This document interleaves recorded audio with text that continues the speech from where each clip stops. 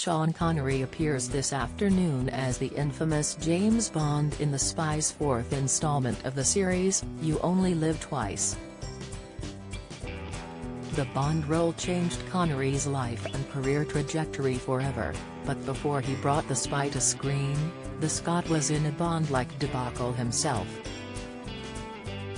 Connery's first appearance as the secret agent was in 1962's Dr. No, the debut film in the franchise's history.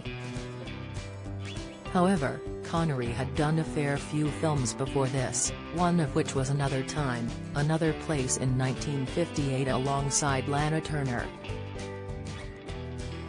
On the James Bond A to Z podcast, hosts Tom Butler, Tom Wheatley and Brendan Duffy detailed the incredible situation Connery found himself in as a result of this role. Turner was already an established actress and Hollywood sex symbol, having risen to fame as a teenager in the 30s and 40s.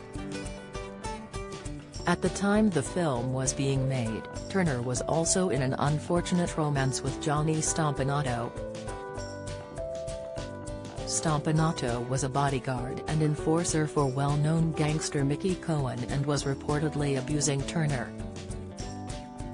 In the film, Turner played an American journalist who was having an affair with her much younger war correspondent colleague, played by Connery. As both actors had a sordid romantic history off-screen, it wasn't long until claims of an affair started to circulate. The movie was shot in 1957 in London, with the allegation that Turner was having an affair reaching overseas.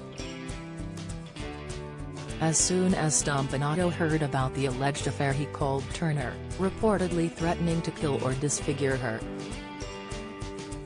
He then flew to London, determined to face Connery himself. Turner attempted to warn Connery, urging him to stay away from the set on a day where they were set to shoot a scene embracing on a couch. Connery ignored the advice and the cameras began rolling when Stompanato marched into the set with a pistol aimed at the soon-to-be James Bond.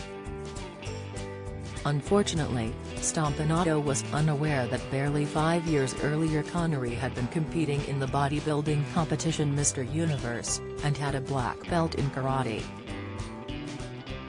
Connery reportedly grabbed Stompanato's wrist and twisted it until the gun dropped, then floored him with one punch. "Don't miss," Turner called the police and Stompanato was swiftly deported for breaking the UK's gun laws. In an incredible twist, Stompanato would find his fate at the hands of Turner's teenage daughter the very next year. Turner's daughter, Cheryl Crane, was just 15 when she heard her mum and Stompanato arguing in the bedroom of their Beverly Hills home. Stompanato was allegedly making threats against Turner's life and, feeling threatened, Crane grabbed a knife in response. The gangster stormed out the bedroom and walked right into the knife, Crane said in a 2012 interview on CBS. The murder was ruled a justifiable homicide, although Stompanato's former employer vowed to get revenge for his death. Coincidentally, around the same time Connery was in Los Angeles to shoot a Disney movie and reportedly received a phone call from gangster Cohen or one of his men.